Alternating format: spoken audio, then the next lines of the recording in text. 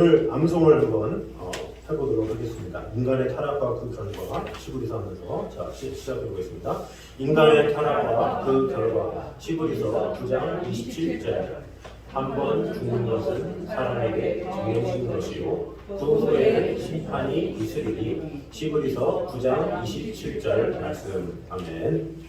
아주 중요한 말씀입니다. 한 번 정해진 것은 사람에게 정해진 것이요 그 후에는 심판이 있으니 라고 시브리서 9장 27절에 말씀하고 있습니다. 이렇게 전도할 때도 아주 중심이 되는 그런 말씀입니다. 죽을 수밖에 없는 우리 인생인데 그 후에는 심판이 있을 수밖에 없는 그런 인생인데 참 이렇게 너무 이렇게 사는 것에 늘 집착한 나머지 영적인 것을 놓치지는 않은지 제 자신 일주일을 돌아보는 시간이 됐습니다. 어제 자기 전에 좀 생각이 나서 이전에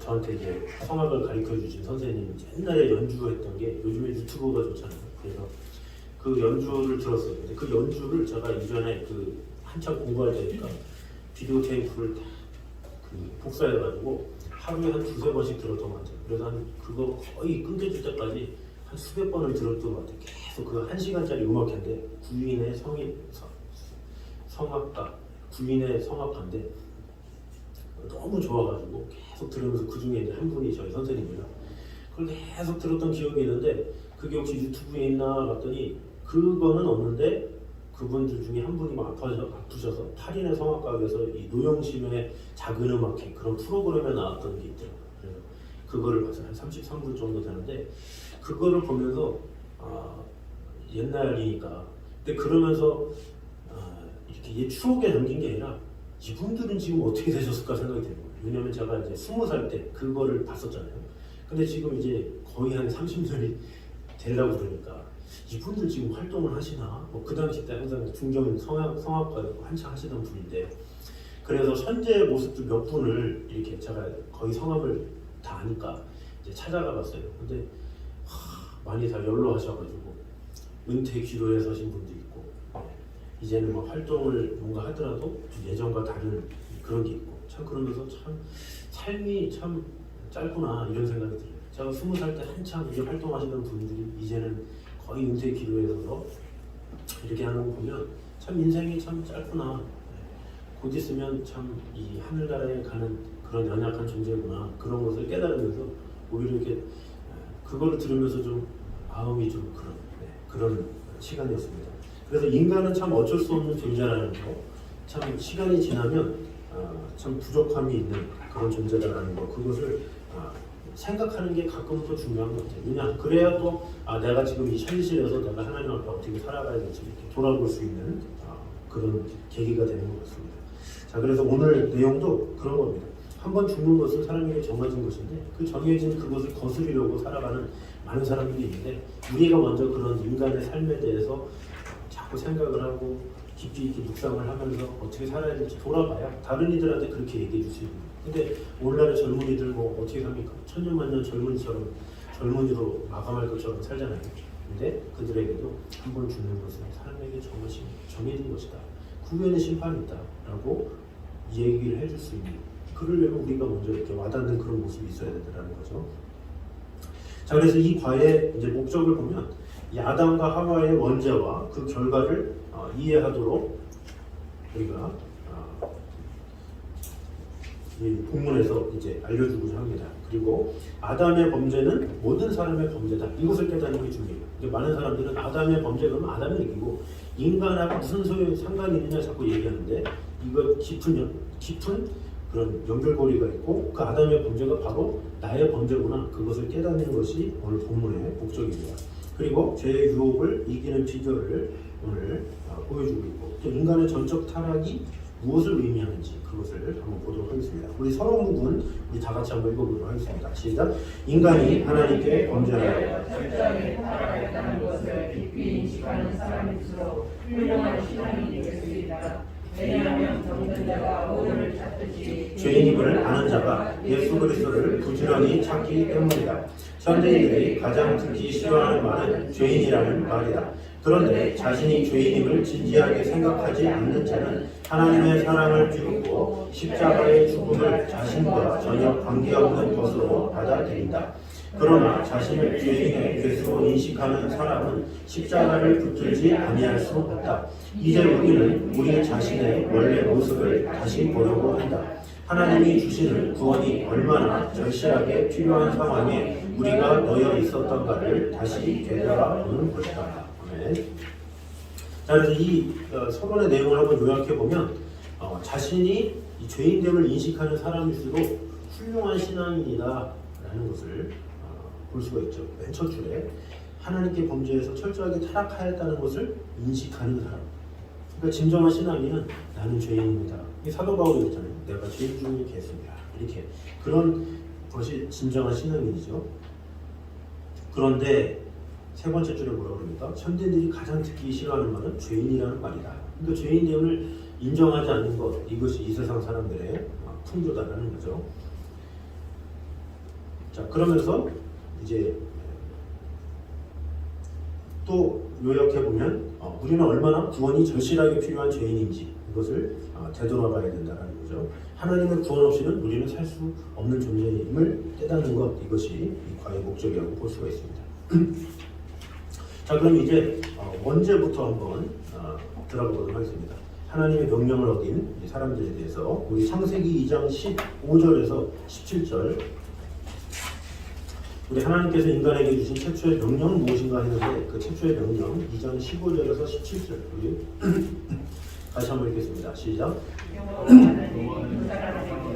에덴 동산에 주어 그것을 경작하게 지으려 하시고 여호와 하나님이 그 사람에게 명하여 이르시되 내가 임의로 먹되 선악을 알게 하는 나무의 열매는 먹지 말라. 내가 먹는 날에는 반드시 죽으리라 하시니라.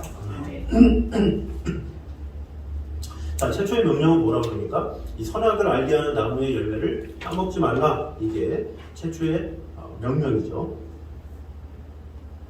자, 그런데 이것을 그냥 단순한 절도하지 마, 이거 하나님 거야, 하지 마, 이런 의미가 아니라 하나님의 뜻에 순종하며 살아라, 이런 얘기죠. 이 얘기는 그러니까 선악과를 따먹지 말라, 선악과의 어떤 중점을 가지고 하기보다는 하나님의 뜻 자체에 순종하며 살아. 너 인생의 주인은 나야. 나를 생각하면서 살아. 이 나무를 보면 너와 나 사이의 관계를 생각해. 그러니까 내 말 들어. 이런 거죠. 어떻게 보면 이제 그거를 하나님께서 함축적으로 선악과 따먹지 마, 이렇게 이야기를 한 것이라고 이제 볼 수가 있죠. 자, 그래서 인간은 하나님의 명령에 어떻게 반응할 것인지를 선택할 수 있는 자유의지를 가진 존재임을 또 보여주는 거예요. 너 이거 따먹지 마, 이건 뭐예요? 하나님께서 우리 인간을 만들 때 막 이렇게 과일을 보면 막 떨게 하고 간질이 나게 하고, 만약 이렇게 하면, 이렇게 조작을 했다 그러면 인간이 따먹을 리가 없겠죠. 그런데 하나님께는 그렇게 안 했어요. 따먹으면 맛있도록 맛을 느끼고 뭔가 자유의지를 주신 거예요. 그 자유의지 안에서 순종하기를 원하신 거죠. 우리 오전에 이 말씀에서 했던 것처럼 안식일을 지켜라. 그 자유의지인 거예요. 근데 자유의지인데 그 자유의지를 하나님께 드리면 하나님께서 축복해 주시고 그걸 안 해? 그러면 어쩔 수 없다. 이것이 사실 하나님의 마음이죠. 그래서 인간은 하나님의 주권 아래 그 자유가 제약되는 유한한 존재라는 거죠. 반대로. 그러니까 자유의지는 있어요. 자유의지는 있지만 그 자유의지에 대한 책임을 누구한테 물어요? 사람한테 묻는 거죠. 잘못했어. 그러면 심판은 하나님이 하시는 거예요. 그게 문제죠. 그러니까 자유의지가 있다고 해서 사람들은 내 마음대로 하면 돼. 그러면 거기서 자유한 게 아니죠. 그런 자유를 택한 대가로 뭐가 있어요? 심판이 있는 거죠. 그 자유로 하나님을 택하지 않고 죄악을 택하고 하나님의 말씀을 택하지 않고 이 어떤 이 세상의 것을 내가 더 마음의 기울을 기울이고 이렇게 하게 되면 하나님께서 그것에 대한 합당한 보응을 하신다는 거죠. 그래서 인간은 하나님의 주권 아래 그 자유가 제약되는 유한한 존재임을 우리가 봐야 돼요. 자유주를 주셨네. 그러니까 거기서 끝나는 게 아니다라는 거죠. 그 자유에 대한 책임을 하나님께서 물으신다, 이렇게 볼 수가 있는 거예요. 그러니까 선악과를 따먹지 말라, 이 얘기는 뭐예요? 자유주를 줬어. 그런데 네가 자유주를 안 지켜? 그러면 너 책임져. 내가 너 확실하게 너 이렇게 볼 수가 있는 거죠. 그러니까 우리는 이 선악과를 만드신 하나님의 그 말씀 안에 여러 가지 하나님의 의도를 알 수가 있는 거죠. 자, 2번 문제 한번 같이 한번 읽겠습니다. 시작. 당신은 하나님께서 이렇게 명령할 권리가 있다는 사실을 인정하는가? 그 이유를 말해보라. 자, 명령할 권리가 있습니까? 있죠. 왜? 로마서 9장의 내용이 있죠. 우리 로마서 9장은 상당히 중요한 말씀입니다. 이거를 우리가 항상 예로 들 때도 좋고 전도할 때도 되게 유용하기 때문에 우리 로마서 9장을 한번 보도록 하겠습니다. 로마서 9장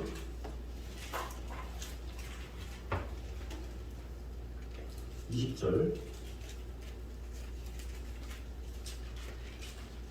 21절 로마서 9장 20절 21절 꼭 메모해 두시고 이렇게 비유로서 이렇게 하시면 되겠습니다. 로마서 9장 20절 21절 시작. 이 사람아 내가 누구이기에 감히 하나님께 반문하느냐. 지음을 받은 물건이 지은 자에게 어찌 나를 이같이 만들었느냐 말하겠느냐. 토기장이가 지는 한 덩이로 하나는 귀 있을 그릇을 하나는 천 있을 그릇을 만들 권한이 없느냐 이렇게 얘기했죠.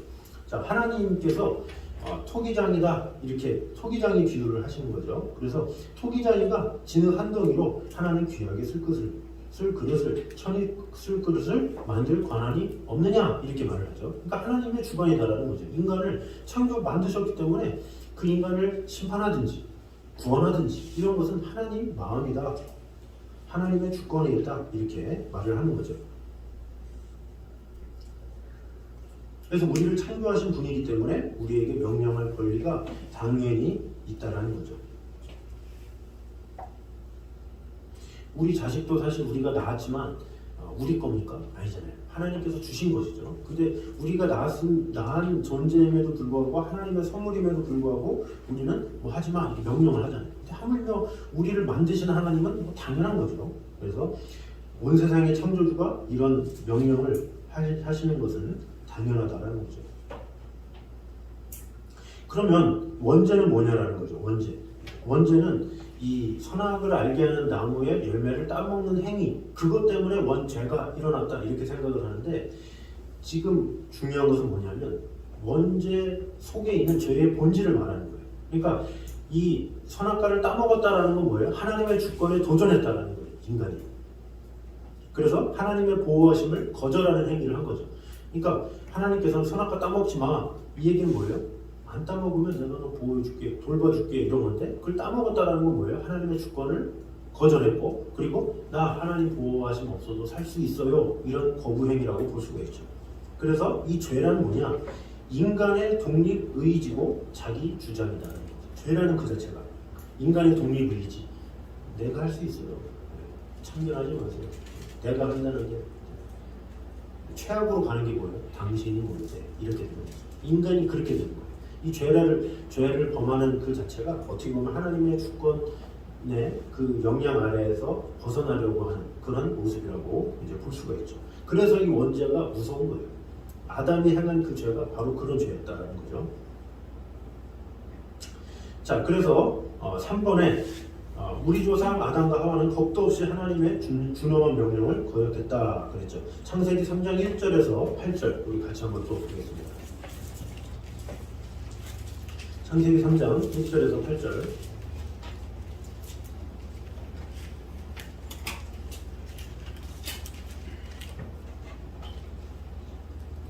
먼저 같이 한번 교독 한번 해보도록 하겠습니다. 301절부터. 그런데 뱀은 여호와 하나님이 지으신 들짐승 중에 가장 강교하니라. 뱀이 여자에게 물어 이르되 하나님이 참으로 너희에게 동산 모든 나무의 열매를 먹지 말라 하시더냐.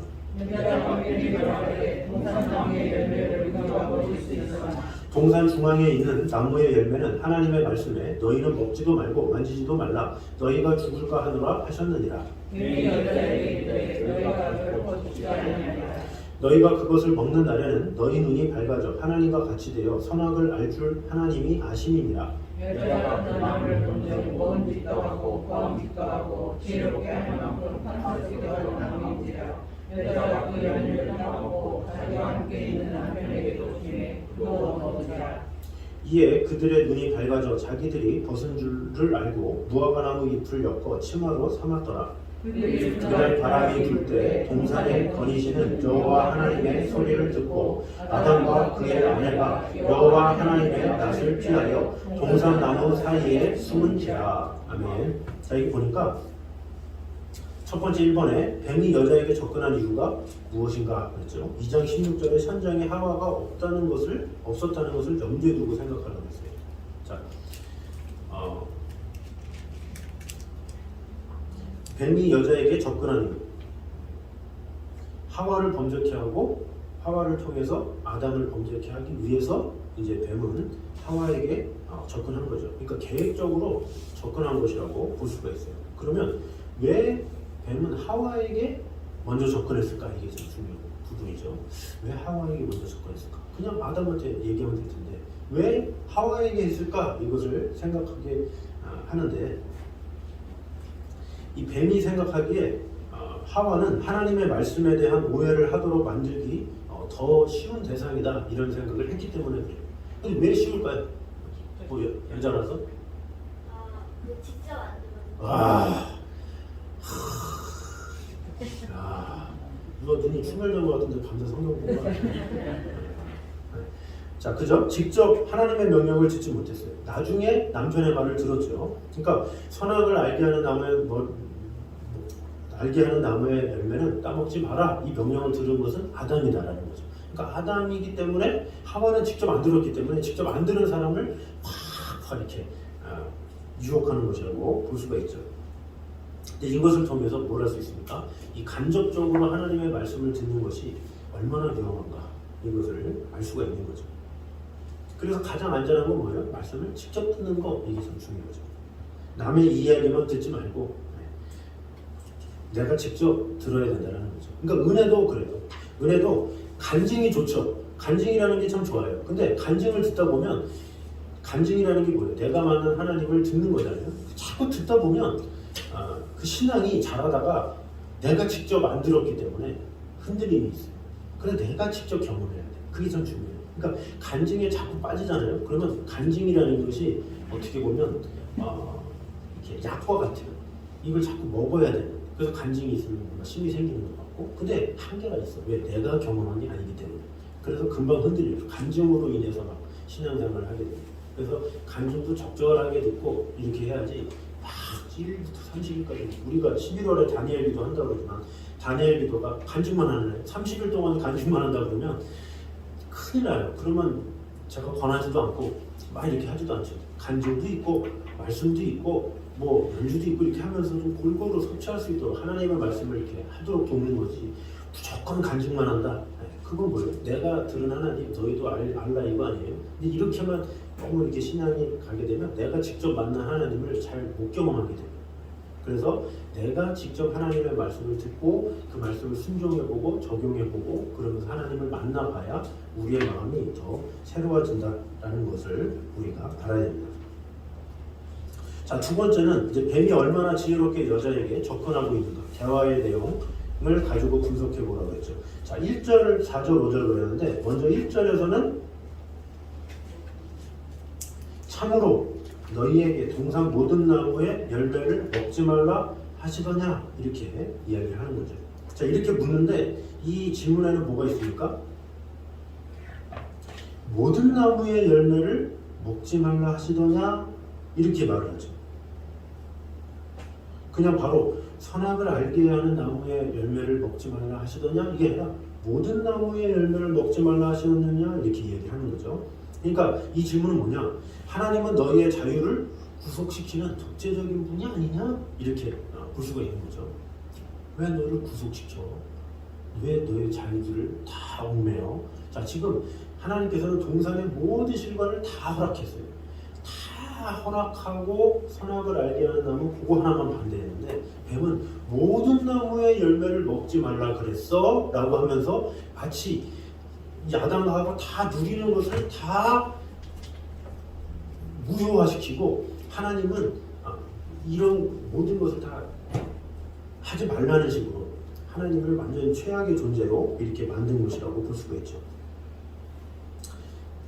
너네 자유 구속된 거 아니야? 독재자한테 있는 거 아니야? 너 힘들어 보인다. 얼굴도 가물었다. 많이 못 먹었네.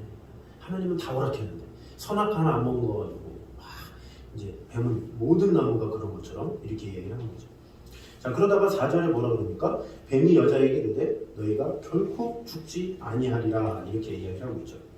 이게 뭐예요? 하나님 말씀에 불순종해도 별일 없어 이렇게 얘기를 하는 거죠. 안심을 시켜주는 거예요. 불순종해도 돼. 괜찮아. 하나님께서 그러시겠어 이렇게 이야기를 하는 거죠. 더 나아가서 뭐라 그러니까 너희가 그것을 먹는 날에는 너희 눈이 밝아져 하나님과 같이 되어 선악을 알 줄 하나님이 하심이니라 했어요. 그러니까 그 열매를 먹으면 하나님처럼 될 거야 이렇게 얘기를 하는 거예요. 하나님께 불순종하면 더 좋은 결과 나올 수 있어 이렇게 속이는 거죠. 자, 그래서 이 사단의 이 유혹을 잘 정리해 보면 세 가지 잘못된 생각을 불어넣었죠. 첫 번째는 뭡니까? 하나님은 독재적인 분이셔서 우리의 자유를 구속하신다. 이것이 바로 이 뱀의 공격이에요. 하나님은 독재적인 분이셔서 우리의 자유를 구속하신다. 두 번째, 하나님의 말씀을 어겨도 결코 어려움이 생기지 않을 것이다. 어겨도 돼. 어겨도 어려움은 안 생겨. 이렇게 유혹을 하는 거죠. 세 번째는 하나님께 불순종하는 것이 오히려 더 유익하다. 이렇게 얘기를 하는 거예요. 불순종해도 돼. 이러면 하나님과 같이 된다니까. 이게 더 유익한 거야. 이렇게 유혹을 한 거죠. 자, 그런데 3번에 뭐라 그러니까 이제 뱀과의 대화에서 드러난 하와의 치명적인 약점. 자, 뱀은 이렇게 유혹을 했는데 중요한 건 하와죠. 그것을 어떻게 받느냐가 중요한데 하와는 어떻게 합니까? 이 하나님의 명령을 자기 나름대로 각색을 해요. 자, 2절에 보면 이 저자가 뱀에게 말하되 동산나무의 열매를 우리가 먹을 수 있으나 그러면서 동산 중앙에 있는 나무의 열매는 하나님의 말씀에 너희는 먹지도 말고 만지지도 말라 너희가 죽을까 하노라 하셨느니라 이렇게 이야기를 했어요. 자, 먼저 사실 하나님은 먹지 말라고 그랬죠. 근데 먹지도 말고 만지지도 말라 이렇게 얘기를 했다는 거예요. 하나님의 명령을 더 무거운 것으로. 그러니까 먹지 말라랑 먹지 말고 만지지 말라랑 다르잖아요. 근데 먹지 말고 만지지도 말래. 완전히 그 하나님을 더 구속하는 존재로 이렇게 만들어버린 거죠. 하나님의 명령을 나름대로 각색한 거예요. 그냥 하나님이 먹지 말라고 그랬어 그러면 됐지. 먹지 말고 만지지도 말라고 그랬어. 막 이러면서 더기에 더 동조해서 이렇게 얘기를 하고 있죠. 두 번째는 또 뭐라고 그래요? 먹지도 말고 만지지도 말라 너희가 죽을까 하노라 하셨느니라 이렇게 얘기를 했어요. 죽을지도 몰라. 하나님의 경고. 하나님의 경고는 뭐예요? 2장 17절에 반드시 죽으리라 이렇게 얘기를 했는데 하와는 죽을까 하노라 하셨느니라 이렇게 얘기를 한 거죠. 하나님의 명령을 약화시켜서 그래서 하나님의 명령은 무거운 것으로 만들고 하나님의 약속은 약화시키고 이것이 하와의 문제였다라는 거죠.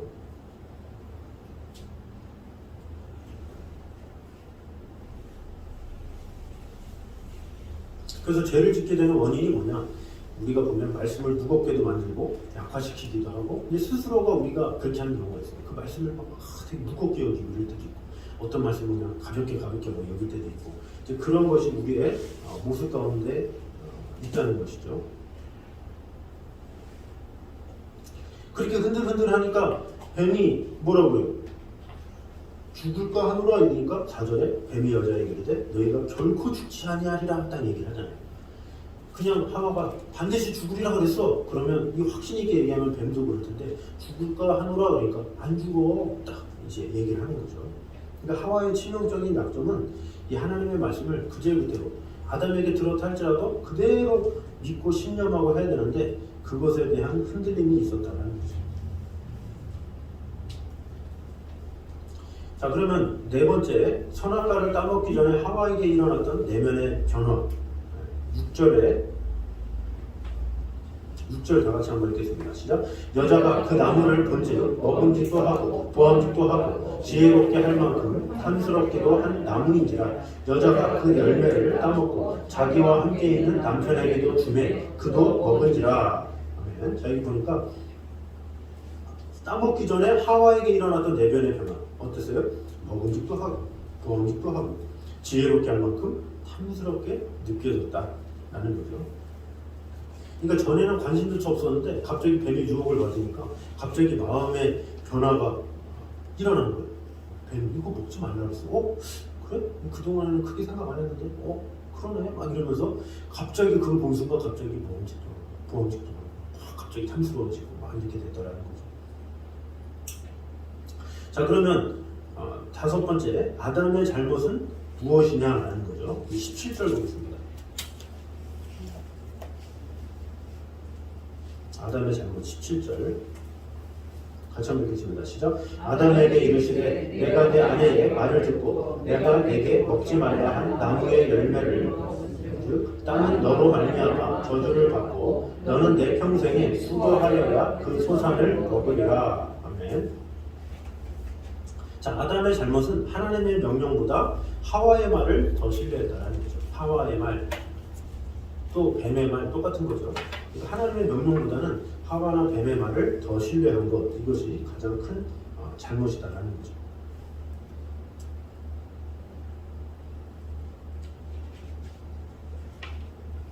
근데 참 이 아담의 어리석은 게 뭐냐면 지금 이 뱀이 하와에게 유혹할 때 아담은 어디 있었습니까? 어디 있었다는 말이 없어요. 여기 하와가 뱀과 대화하는 곳에 사실은 아담도 함께 있었어요, 사실.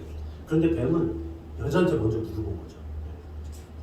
그러니까 이 뱀은 머리를 써서 그렇게 얘기한 거고 아담은 거기 같이 있었음에도 불구하고 아무리 하와한테 물어봐도 자기가 들은 대로 얘기하면 되는데 그것을 이제 하와에게 떠넘긴 것을 볼 수가 있죠. 그럼 왜 가만히 있었을까요? 아담이 뱀이 말하는 것에 동의를 했기 때문에 그러네 이렇게 했기 때문에 그런 거죠.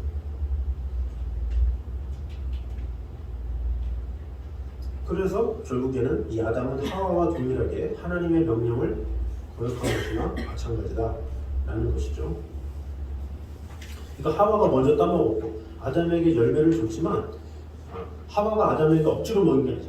먹어! 안 먹으면 집에 못 들어와 뭐 이런 것도 아니고 입에다가 막 이런 것도 아니고 뭐 뭉개는 것도 아니고 아담이 스스로가 그냥 먹은 거예요. 그러니까 아담도 똑같이 범죄했다라는 거죠. 아담 스스로의 결정에 따라서 죄를 지었게 된다라는 거죠. 그러니까 하나님의 명령을 거역한 죄의 질은 아담이나 하와나 똑같다라는 거죠. 그래서 하와가 권유했다 할지라도 그 열매를 먹기로 한 것은 아담 자신이다. 그래서 아담은 자신의 죄에 대해서 1차적으로 책임을 져야 된다는 거죠. 그런데 아담은 책임을 전가하잖아요. 자기가 먹은 게 마치 하와의 잘못이냐 뱀의 잘못이냐 그게 아니다라는 거죠. 자기가 먼저 잘못했기 때문에 그런 것이죠. 자, 그러면 6번에 선악과를 먹은 것이 범죄였다는 것을 보여주는 첫 번째 증거는 어떤 것인가?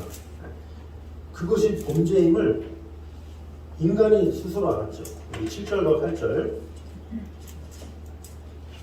3장 7절과 8절 우리 같이 한번 읽겠습니다. 시작. 이에 그들의 눈이 밝아져 자기들이 벗은 줄을 알고 무화과 나무 잎을 엮어 치마로 삼았더라. 그들이 그날 바람이 불 때 동산에 거니시는 여호와 하나님의 소리를 듣고 아담과 그의 아내가 여호와 하나님의 낯을 피하여 동산나무 사이에 숨은지라. 아멘. 자, 범죄했다는 증거 첫 번째 뭐예요? 아담과 하와가 동산나무에 숨었다는 거예요. 스스로 하나님 지피증을 스스로 나타내는 거예요. 왜? 자신 스스로가 찔린 거죠. 이게 범죄인데 그러면서. 그리고 또 어떻게 했습니까? 자신의 부끄러운 부분을 무화과나무 잎으로 가렸죠. 이것은 이제 수치심을 드러내는 것이라고 볼 수가 있습니다.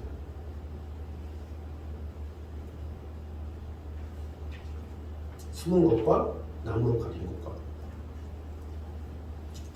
자, 7번에 당신을 유혹할 때 마귀는 똑같은 수법을 이용하지 않는가? 예를 들어보라. 그 똑같은 수책이라는 게 뭐예요? 하나님의 말씀을 왜곡되게 해석하게 하는 것. 그래서 말씀대로 순종하는 것이 만약 이 손해고 말씀을 거역하면 더 이익이 될 것이다라는 사단의 술수, 이것이 있을 수 있다는 거죠.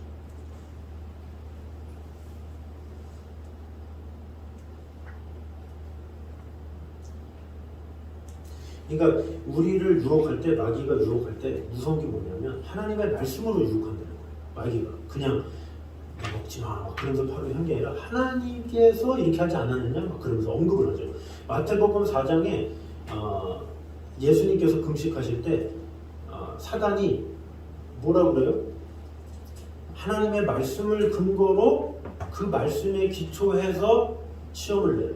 그 여러분이 뭐 나중에 가서 이제 마태복음 4장과 이제 누가복음 4장에 보면 나오겠지만 거기서 이 마귀가 예수님을 시험할 때 시편 말씀을 예를 들고 신명기 말씀을 예를 들고 성경을 인용해서 예를 들어요. 그러니까 이 참 그것에 대해서 믿음이 없거나 연약한 사람들은 넘어가겠죠. 그러나 예수님은 거기서 또 말씀으로 또 이기시는 장면이 나오죠. 사실 이단들도 그렇잖아요. 이단들이 뭐 이렇게 교주한테 빠지는 게 스스로 빠집니까? 아니죠. 하나님의 말씀으로 빠지는 거예요. 계시록 말씀일 거봐. 그럼 그 말씀이야. 같은 말씀인데 말씀을 왜곡시켜가지고 거짓되게 만들어서 그 누군가를 존경하고 따르도록 칭송하도록 하는 거죠. 그러니까 얼마나 무서운지 몰라요. 이 마귀의 유혹이라는 게 무조건 세상적이다 이게 다가 아니라 마귀는 오히려 성경을 통해서 그것을 올무로 막 이렇게 하는 경우가 더 많다라는 거죠. 자, 그러면 이제 원죄에 대해서 한번 보도록 하겠습니다. 죄에 대한 형벌이 얼마나 무서운 것인지. 자, 창세기 3장 17절에서 24절. 창세기 3장 17절에서 24절 한번 읽겠습니다. 아담이 내게 이르시되 내가 내 아내의 말을 듣고 내가 내게 먹지 말라 한 나무의 열매를 먹었은즉 땅은 너로 말미암아 저주를 받고 너는 내 평생에 수고하여야 그 소산을 먹으리라. 땅이 내게 단성물과 엉겅퀴를 낼 것이라. 내가 먹은 것을 앞에 떼어주리니 내가 흙으로 돌아갈 때까지 얼굴에 땀을 흘려야 먹을 것을 먹으리니 내가 그것에서 취함을 입었습니다. 너는 흙이니 흙으로 돌아갈 것이니라 하시니라. 아담이 그의 아내의 이름을 하와라 불렀으니 그는 모든 남자의 어머니가 되리라. 여호와 하나님이 아담과 그의 아내를 위하여 가죽옷을 지어 입히시니라. 여호와 하나님이 이르시되 너와 사람이 성을 아는데 우리 중 하나같이 되었으니 그가 그의 손을 들어 생명나무 열매도 따먹고 영광을 아노라 하시고 여호와 하나님이 에덴 동산에서 그를 내보내어 그의 근원이 된 땅을 갈게 하시니라. 이같이 하나님이 그 사람을 쫓아내시고 에덴 동산 동쪽에 부릇들과 두루 도는 불칼을 두어 생명나무의 길을 지키게 하시니라. 아멘. 자, 이 본문의 내용을 보면서 범죄로 얻은 네 가지. 첫 번째가 뭐겠습니까? 자연의 저주죠. 자연과의 투쟁. 자연의 저주. 땅이 내게 가시도 물과 엉겅퀴를 낼 것이다. 이렇게 얘기를 하고 있죠. 자연과 싸워야 될 것이다. 이렇게 얘기를 하는 거예요. 둘째는 뭐겠습니까? 일평생 수고해야 된다. 고통으로서의 노동이 여기서 시작된 거예요. 그러니까 이 전만 해도 아담은 그냥 짐승들 이름 지어주면서 편하게 살았는데 이런 범죄로 인해서 끝까지 수고를 해야 열매를 맺고 그걸로 살 수 있는 존재로 이렇게 된 거죠. 셋째는 뭐겠습니까? 너는 흙이니 흙으로 돌아갈 것이니라 이렇게 얘기를 하고 있죠. 육체적 죽음을 말하는 거예요. 육체적 죽음. 아담은 영원히 살 수 있는 존재로 하나님께서 만드셨는데 죄를 지음으로 말미암아서 죽을 수밖에 없는 존재가 되었다. 그 넷째는 뭐겠습니까? 쫓겨났죠. 에덴에서 쫓겨났다. 이것은 뭐예요? 영적 죽음을 말하는 거예요. 하나님과의 관계가 단절된 것, 그것을 말하는 거죠.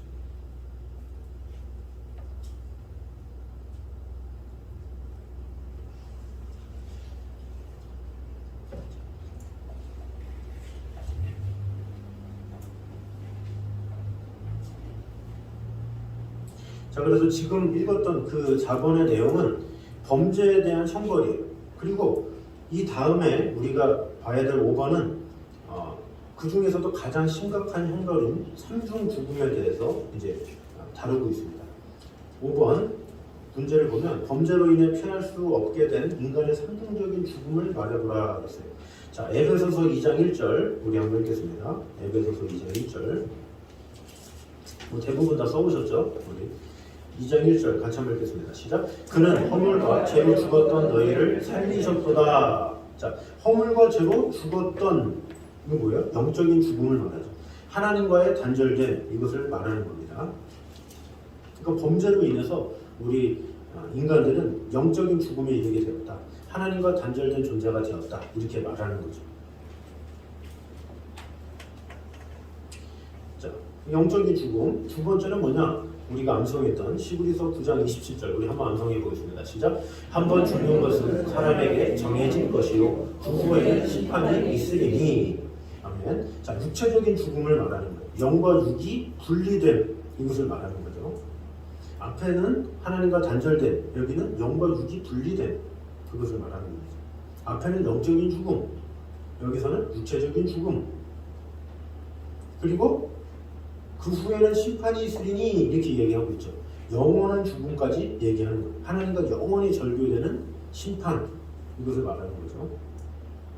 한 번 죽는 것은 사람에게 정해진 것이요. 여기까지는 육체적인 죽음을 말하는 거죠. 근데 그 후에는 심판이 있다. 이거는 영원히 죽게 되는 존재다라는 것을 알려주는 거예요. 그래서 하나님과 영원히 절교되는 심판을 받게 되었다라는 것을 알려주고 있는 겁니다.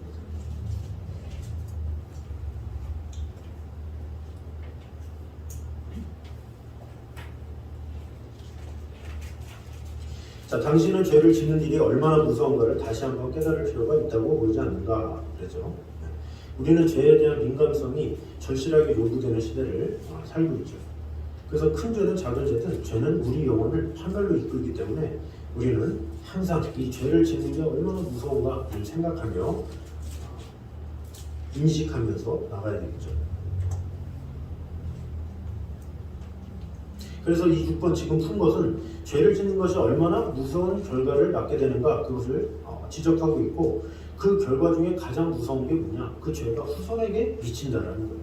그래서 이 7번에 이제 후손에게 미치는 영향에 대해서 이제 보여줍니다.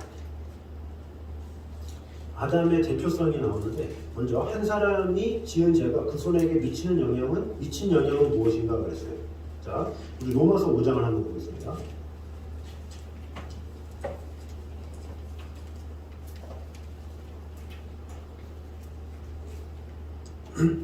로마서 5장 12절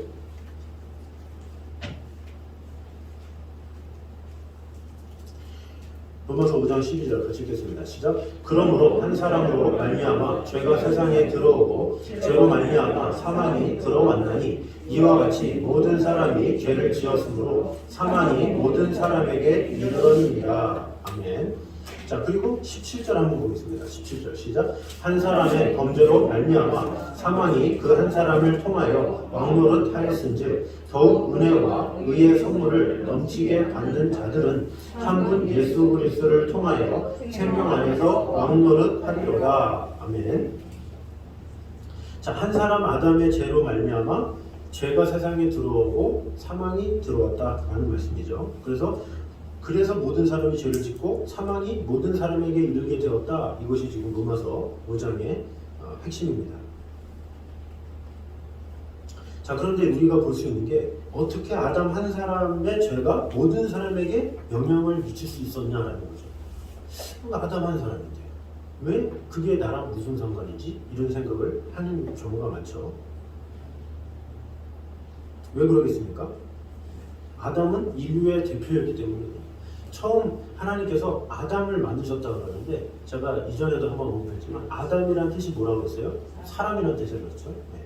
아담은 사람이기 때문에 하나님은 사람을 지으신 거예요. 그것을 이제 아담이라고 그랬지만 사실은 사람이라는 뜻이에요. 그러니까 사람을 창조하셨는데 그 대표성이 되는 그 사람이 범죄했기 때문에 바로 우리 모든 사람이 범죄한 것이다 라는 거죠.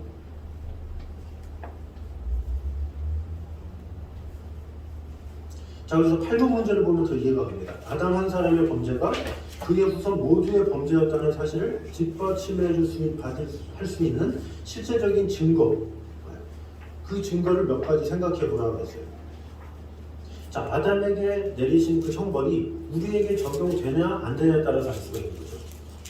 아담에게는 얘기했는데 아담에게는 이 네 가지 형벌에 대해서 우리가 얘기했죠. 뭐 자연의 저주부터 시작해서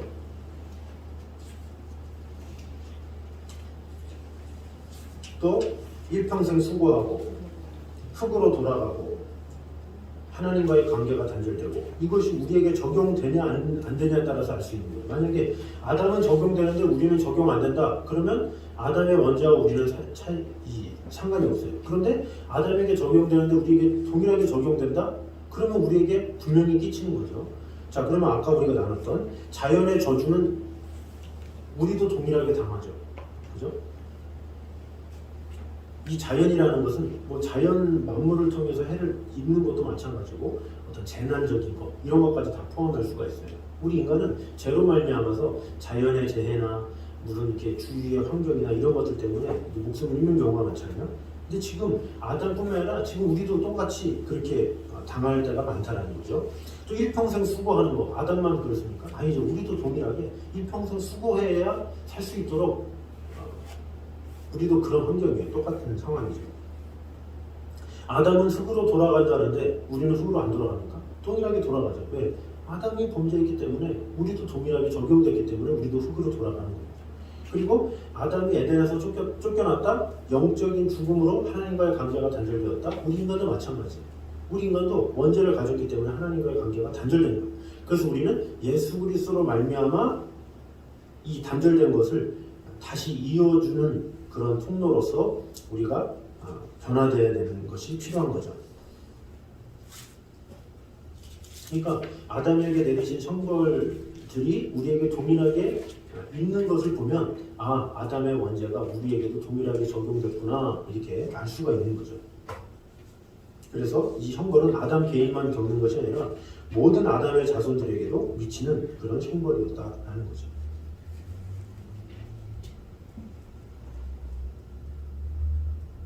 자, 그래서 9번에 아담 때문에 당신 1차적으로 구제불능의 죄인이 되었다. 이것을 시인하는가?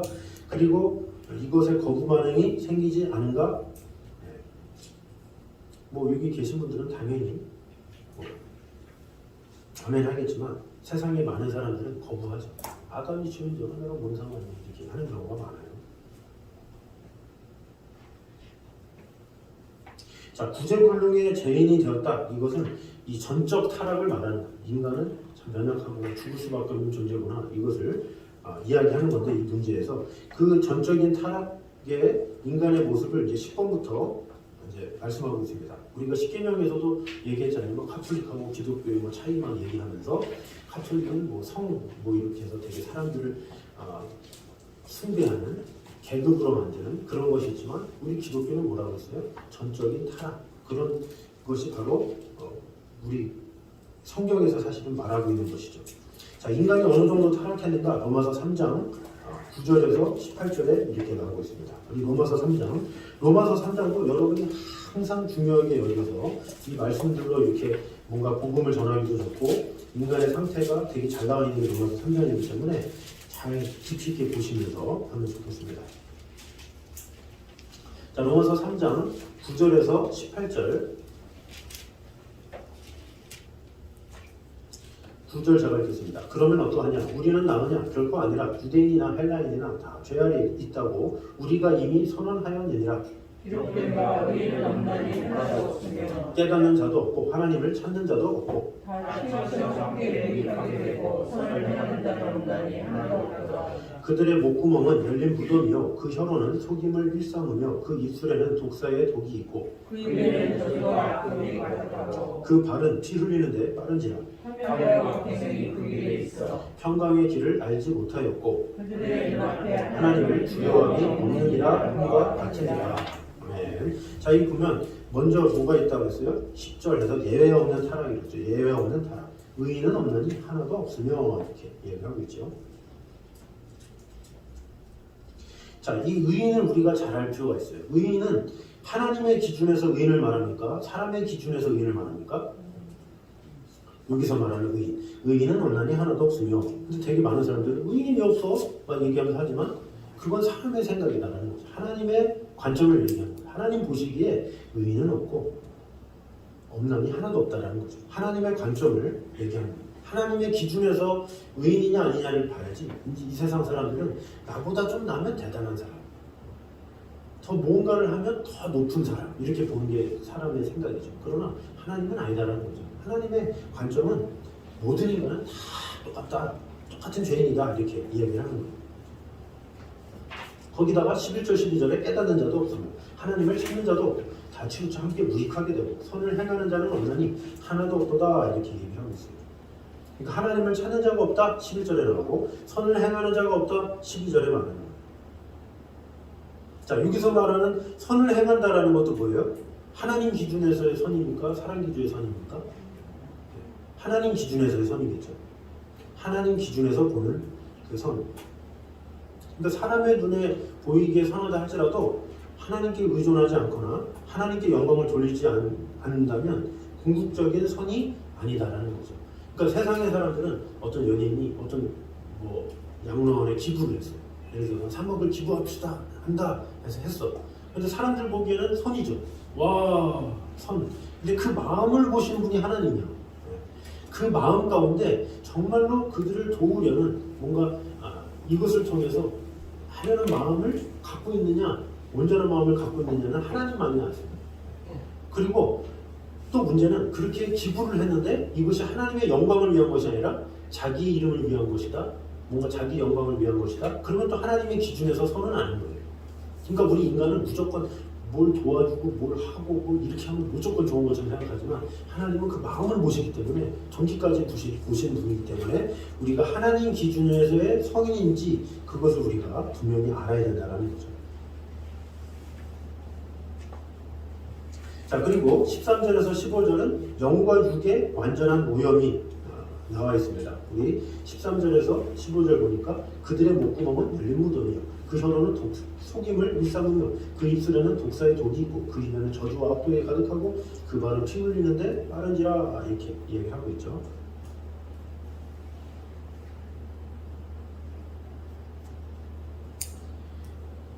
목구멍은 열린 무덤이요, 그 혀로는 속임을 일삼으며 입술에는 독사의 독이 있고 입에는 저주와 악독이 가득하고, 완전히 다 이 입에 대한 게 상당히 많잖아요. 유독 입과 혀가 더럽다는 부분만 집중적으로 이야기하고 있어요. 왜 그렇습니까? 인간의 가장 더러운 것은 인간의 입에서 나오기 때문에 그래요. 입에서 나오는 말의 죄들을 통해서 인간이 얼마나 타락한 존재인가, 이것을 알 수가 있는 거죠. 이 세상에서도 이 막말하는 사람들, 그걸로 인해서 많은 상처를 받잖아요. 그 말 때문에 자살도 하기도 하고. 그러니까 인간이 그런 존재다 라는 것을 알 수가 있습니다. 자, 절망적인 운명이 나와 있습니다. 그래서 16절과 18절, 16절에서 18절 보면 화물과 고생이 그 길에 있어 평강의 길을 알지 못하였고 그들의 눈앞에 하나님을 두려움이 없느니라, 이렇게 이야기하고 있죠. 이건 뭐예요? 무엇이 생명의 길인지 평강의 길인지 이것을 모르고 심판을 하시는 하나님을 두려워할 줄도 모르고, 그러니까 아무런 소망이 없는 그런 상태를 말하고 있는 거죠. 절망밖에 없는, 하나님도 안 두려워하고 무엇이 선인지도 알지도 못하고, 그런 것이 우리 인간의 모습이라고 이제 볼 수가 있습니다.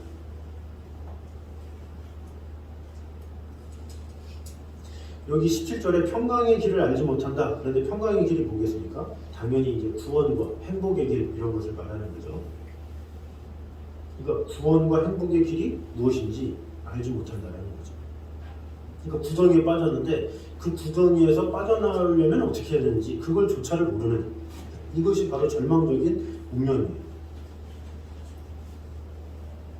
자, 그래서 지금 아까 봤던 처음에 예외 없는 타락, 하나님과 선에 대한 전적인 무능, 영과 육의 완전한 오염, 절망적인 운명, 이 네 가지가 바로 뭐냐면 인간의 전적 타락이라는 교리를 말하는 거예요. 지금 말하는 거예요. 인간의 전적 타락. 근데 이 네 가지가 뭐냐면 종교개혁을 일으켰던 칼뱅의 중요한 5대 교리 중에 하나예요. 5대 교리 중에 하나가 인간의 전적 타락이에요. 그러니까 전적 타락이란 뭐냐? 인간은 자신의 힘으로는 도저히 하나님을 찾을 수 없다. 그리고 하나님이 원하시는 선을 행할 수 없는 상태다. 이렇게 말하는 거죠. 그러니까 도덕적인 타락보다 사실은 이 영적인 타락에 있기 때문에 인간은 그만큼 연약한 존재다라는 것을 알 수가 있는 거죠. 그래서 이 전적인 타락은 사람과의 관계에서 쓰는 개념이 아니라 하나님과의 관계에서 사용되는 개념이에요. 그래서 일상적인 삶을 사는 그런 사람들에게 넌 타락했어 이걸 말하는 게 아니라 하나님과의 구원에 관련된 사람으로서 우리는 전적으로 타락한 존재다 이것을 말해주는 거죠.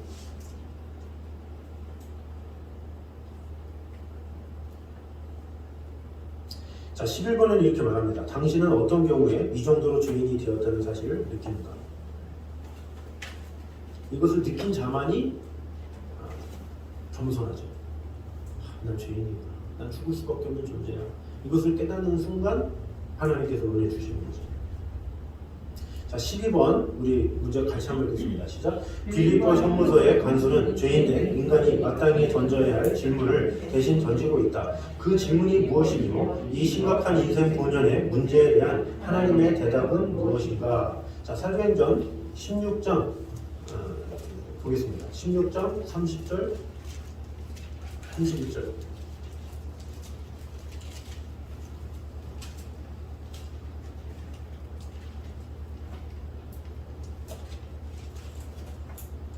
30절 31절 시작. 그들을 데리고 나가 이르되 선생들이여 내가 어떻게 하여야 구원을 받으리까 하거늘 이르되 주 예수를 믿으라 그리하면 너와 내 집이 구원을 받으리라 하고 있어요. 내가 어떻게 하여야 구원을 받으리까? 인간이 마땅히 던져야 될 질문이 그거다라는 거죠. 그것에 대한 하나님의 대답은 주 예수를 믿으라 그리하면 너와 내 집이 구원을 받으리라 이렇게 말씀하는 거죠. 전적인 타락 어쩔 수 없는 인간의 모습. 그런데 그래서 누가 필요하다? 예수 그리스도가 필요하다. 이것을 말씀하고 있는 거죠. 자, 13번에 예수 그리스도를 우리에게 허락하신 하나님의 은혜를 생각할 때 얼마나 감사한지 당신의 심정을 이야기해보라 그랬어요. 예수 그리스도를 생각하면 얼마나 은혜가 있는지. 근데 이 은혜는 누가 깨달았습니까? 그 말씀을 통해서 진정으로 변화된 사람은 그 은혜를 알죠. 내가 죽을 수밖에 없었는데 주님께서 나를 구원해 주셨구나. 그런 사람은 그 은혜에 감격하면서 살죠.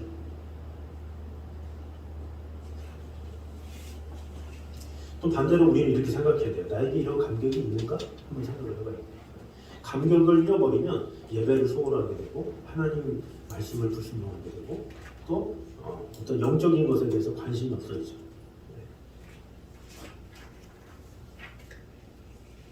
그러니까 내가 영적인 것에 관심도 없고 뭐 순종하려는 마음이 없고 이런 것은 내가 죄인됨을 아직 의식하지 못하거나 잊어버렸다거나 이제 그렇게 볼 수가 있는 거죠.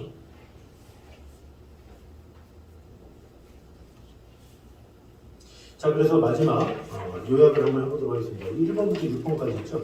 우리 한번 읽어보겠습니다. 시작. 인류의 시조 아담의 범죄로 전 인류가 범죄하였다. 그러므로 의인은 한 사람도 없다. 자, 2번입니다. 시작. 아담은 인류의 대표자였다. 그러므로 그의 범죄는 좀 범죄이다. 자, 3번 시작. 모든 후손이 아담의 범죄에 동침하였다는 가장 좋은 증거는 인간으로 태어나는 사람이 모든 죄를 짓는 본성을 가지고 있다는 점이다. 자, 4번입니다. 타락한 인간은 자신의 힘으로 하나님을 찾을 수 없고 하나님이 원하시는 선을 행할 수 없다. 자, 5번입니다. 타락으로 인해 인간에게 내재해 있던 하나님의 형상이 5번 읽어보겠습니다. 시작. 물질라도 거듭하게 되었다. 자, 그리고 6번입니다. 시작. 그러므로 인간은 구원자를 절대적으로 필요로 하는 존재다. 자, 이게 지금 지금까지 했던 것에 대한 요약입니다. 그래서 여러분이 그거 보시면서 아 이런 존재구나 이렇게 알면 되겠습니다. 근데 이것이 왜 중요하냐면 그래야 우리가 누군가를 전도할 때나 구할 때나 가장 건드려줘야 될 게 당신은 죄인입니다. 이것을 깨닫게 해주는 게 중요해요. 부족함이 없는데 무슨 교회를 나오겠습니까? 부족함이 없는데 하나님에 대해서 관심을 갖겠습니까? 그런데 당신은 죄인이에요. 죽을 수밖에 없는 존재예요. 그것을 깨달아야 그제서야 그 사람들이 다시 한번 돌아보는 거죠. 죄인? 내가 죄인이라고? 이렇게 하면서 무조건 좋게 아 교회 오면 보건데 그러면서 좋게요. 그래도 교회는 나와야지 뭐 이렇게 너무 이렇게 간단하게만 이렇게 이야기를 하면 심각성을 못 느껴요. 근데 당신은 죄인이에요. 죄로 말미암아 죽을 수밖에 없어요. 이거를 이야기해주면서 그 죄에 대해서 다시 한번 생각할 수 있도록 도와주는 것, 이것은 참으로 중요한 부분입니다. 자, 마지막 시를 한번 읽어보겠습니다. 절망케 해주소서. 우리 같이 한번 읽겠습니다. 시작. 신이여 저를 절망케 해주소서. 당신에게서가 아니라 저 자신에게 절망하게 하소서. 저로 하여금 미혹의 모든 슬픔을 맛보게 하시고 온갖 고뇌의 불꽃을 펴게 하소서. 온갖 모욕을 겪도록 하게 하여 주시옵고 제가 스스로 지탱에 나감을 돕지 마시고 제가 성장하는 것도 돕지 마소서. 그러나 저의 모든 자아가 분쇄되거든 그때에는 저에게 가르쳐 주소서. 당신이 그렇게 하셨다는 것을, 당신이 불꽃과 고뇌를 낳아 주셨다는 것을 기꺼이 멸망하고 기꺼이 죽으려고 하나 저는 오직 당신의 품속에서만 죽을 수 있기 때문입니다. 아멘. 자, 헤르만 헤세의 되게 유명한 시입니다. 저를 절망케 하소서. 당신에게서가 아니라 저 자신에게 절망하게 하소서. 그럴 때 인간은 나는 아무것도 할 수 없구나. 천부의 의지 없어서 손들고 오니라. 이때 하나님께서 역사하시는 거예요. 우리 신앙생활은 계속 그렇게 진행하는 거예요. 가면 갈수록. 그래서 신앙이 좋다 그런 건 그만큼 내가 낮아졌다, 깨졌다. 그러기 신앙이 좋다고 그러지. 내가 이제 좀 할 수 있겠네. 이런 거는 신앙이 좋은 게 아니에요. 그래서 항상 나는 할 수 없습니다. 나는 무능한 자입니다. 전적으로 타락한 부족한 자입니다. 주님의 십자가 없이는 내가 살아갈 수 없습니다. 이렇게 고백하는 자가 진정한 신앙인이다라는 거죠. 그래서 다시 한번 이 말씀을 기억하면서 우리의 모든 것을 다 내려놓는 시간 됐으면 좋겠습니다. 우리 시간에 한 목소리로 같이 기도하고 마치도록 하겠습니다. 우리 같이 기도할 때 인간의 전적인 타락, 연약한 모습, 바로 이 모습이 나의 모습임을 꼭 기억함으로 오직 하나님만이 나의 구원이심을 우리가 분명히 알아서 하나님의 은혜 없이는 나는 살 수 없습니다. 이런 마음으로 늘 하나님만 붙들고 살아가는 자가 되게 하여 주시옵소서. 이렇게 한 목소리로 같이 기도하겠습니다. 하나님 감사합니다. 아버지 하나님의 은혜와 평강으로 우리를 지켜주시고 돌봐주시는 주님, 아버지 하나님, 우리는 전적으로 타락하여서 아무것도 할 수 없는 연약한 존재를 오늘 알게 되었습니다. 주님께서 지켜주시고 함께하여 주시옵소서. 아버지 하나님의 영광, 아버지 하나님의 은혜가, 아버지 하나님의 사랑이 우리 안에 가득 넘치게 하여 주셔서 주 하나님만으로 만족하며 아버지 하나님 안에 참된 쉼을 얻을 수 있도록 주님 지켜주시고 함께하여 주시옵소서. 아버지 하나님의 귀한 은혜와 사랑이 가득 넘칠 수 있도록 인도하여 주시옵소서. 아버지 하나님의 사랑 가운데 온전히 구할 수 있도록 인도하여 주시옵소서. 오직 주 예수 그리스도로 말미암아 우리가 새로운 삶을 얻게 되며 그 예수 그리스도로 말미암아 참된 힘을 얻기에 부족함이 없도록 주님 지켜주시고 함께하여 주시옵소서. 우리와 함께하시는 주님의 은혜를 찬양하오니 주님 지켜주시고 함께하여 주시옵소서.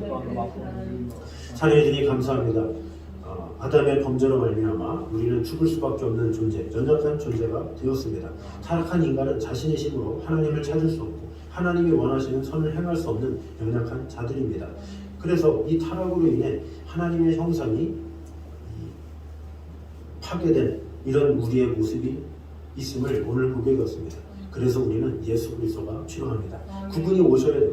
그분이 우리의 삶의 통치자가 되셔야 우리의 삶을 온전히 이룰 수가 있습니다. 주님, 주 예수를 믿으라. 그리하면 너와 내 집이 구원을 얻으리라 말씀하신 것처럼 오직 주 예수 그리스도를 온전히 믿는 자가 되게 하여 주셔서 매 순간마다 나의 경험을 믿지 않게 하시고 사람들을 의지하지 않게 하시고 오직 하나님의 은혜와 긍휼로 말미암아 순간 승리하며 나아가는 성도들 될 수 있도록 지켜주시고 함께하여 주시옵소서. 이제는 우리 주 예수 그리스도의 은혜와 아버지 하나님의 구원하신 사랑과 성령님의 교통하심이 늘 우리와 함께 계셔서 하나님의 말씀을 말씀으로 승리하며 주 예수 그리스도로 말미암아 온전히 하나님의 사랑 가운데 거하기 원하는 이 자리에는 모든 성도들 위해 이부터 여기까지 함께 있기를 간절히 축원하옵나이다. 아멘.